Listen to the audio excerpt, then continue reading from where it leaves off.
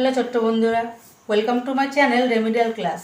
আজকে তোমাদের সঙ্গে যেটা আলোচনা করব সেটা হচ্ছে ক্লাস 3 আমার গণিতের এক সেট প্রশ্ন। শুরু করার আগে বলবো, যারা আমার চ্যানেলে এখনও নতুন তারা অবশ্যই চ্যানেলটাকে সাবস্ক্রাইব করে দিও, আর তাদেরকে অসংখ্য ধন্যবাদ যারা অলরেডি আমার চ্যানেলটাকে সাবস্ক্রাইব করে আছো। চলো তাহলে শুরু করা যাক। দেখো, প্রথম প্রশ্ন কি বলেছে সঠিক উত্তরটি নির্বাচন করো, মানে টিক চিহ্ন দিতে হবে। 3 টাকা মানে 5টি, 2টি না 3টে 1 টাকা। তাহলে আমরা জানি 3 টাকা মানে 3টে 1 টাকা। এই যে ছবিটি এখানে দিয়ে দিয়েছে, ছবিটি বর্গাকার, আয়তক্ষেত্র না বৃত্ত? অবশ্যই এটা আয়তক্ষেত্রের ছবি।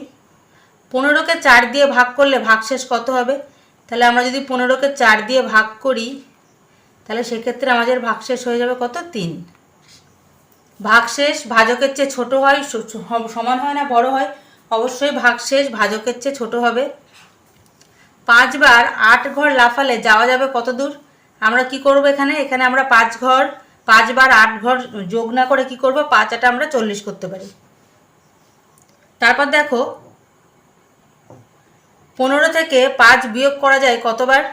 তাহলে এটা আমরা কি করে করব, দেখো 15 থেকে 5 কতবার বিয়োগ করা যায় সেটা ডাইরেক্ট ভাগ করে করতে পারি বা বিয়োগ করে করতে পারি। তাহলে 15 থেকে প্রথমে 5 বার দিলে দেখো 10, আবার 5 বার দিলে 5, তারপরে 5 বার দিলে 0, মানে এটা হয়ে যাবে আমাদের 3 বার। 9টা 7-এর যোগফল কত হয়? আমরা এখানে 9 বার 7 যোগ না করে 7 নাম কি করব, 63 করব। কোনো সংখ্যাকে 3 দিয়ে ভাগ করলে ভাগশেষ 3-এর চেয়ে কত হবে? আমরা যত দিয়ে ভাগ করি না কেন ভাগশেষ কিন্তু ভাজকের চেয়ে সবসময় ছোট হয়। 8-এর সাথে 8 যোগ করলে কত হবে? 8 কত হয়? যোগ না করে আমরা ডাইরেক্ট যেটা বললাম গুণ করবো। 8 64। তারপর কী বলেছে দেখো, শূন্যস্থান করো যে কোনো 5টি। কোনো জোড় সংখ্যাকে 1 দিয়ে যোগ করলে কি হবে? মনে করো আমরা একটা জোড় সংখ্যা নিচ্ছি 4, তার সঙ্গে 1 যোগ করলে কত হবে? 5। তাহলে সংখ্যাটি কি হবে? সংখ্যাটি হয়ে যাবে বিজোড় সংখ্যা। আবার বিজোড় সংখ্যা যোগ 1, তাহলে মনে করো 7-এর সঙ্গে 1 যোগ করলে কত হয়? 8 হয়। তাহলে এখানে হয়ে যাবে জোড় সংখ্যা। 2 মাস 60 দিনে হলে 4 মাস কত দিনে হবে? 2 মাস মানে হচ্ছে 30 যোগ 30 মানে হচ্ছে 60 দিন, অথবা আমরা 30কে যদি 4 দিয়ে গুণ করি তাহলে কিন্তু এটা পেয়ে যাবো 120 দিন। 4 জোড়া কলা মানে কত? 1 জোড়া মানে 2টো, তাহলে 4 জোড়া মানে 4 দুগুণে 8টি কলা। এই ছবিটিতে ত্রিভুজ কটা আছে? দেখো মাঝখান দিয়ে একটা ডিভাইড করা আছে, তাহলে এটা 2টি ত্রিভুজ আছে। তারপর কি বলেছে, এখানে এই একটা ত্রিভুজ এবং আর একটা ত্রিভুজ হচ্ছে সব থেকে বড় ত্রিভুজ, তাহলে এখানে 3টি ত্রিভুজ হবে। 725 সংখ্যাটি কত দিয়ে বিভাজ্য হবে ন্যূনতম?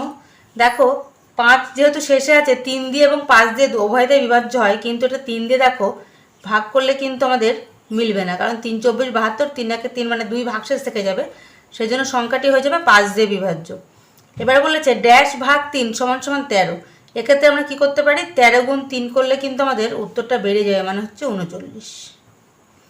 তারপর দেখো কি বলেছে, আমার মা 200 টাকা নিয়ে সবজি বাজারে গেলেন, সেখান থেকে 50 টাকার পটল, 30 টাকার টমেটো, 50 টাকার আলু কিনলেন, আর কত টাকা বেঁচে আছে?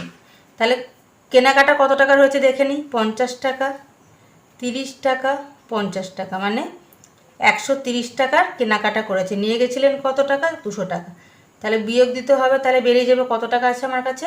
মায়ের কাছে এখনও 70 টাকা পড়ে আছে।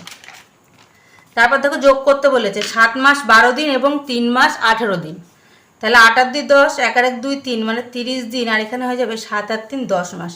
কিন্তু আমরা কি জানি 30 দিন মানে হচ্ছে 1 মাস, তাহলে এটা উত্তর হয়ে যাবে 11 মাস। এই ধরনের নতুন নতুন প্রশ্নের সেট পেতে অবশ্যই চ্যানেলটাকে সাবস্ক্রাইব করে দিও, ভিডিওটি ভালো লাগলে লাইক করে দিও। দেখা হচ্ছে পরবর্তী ভিডিওর সঙ্গে। সবাই ভালো থেকো, সুস্থ থেকো, টাটা।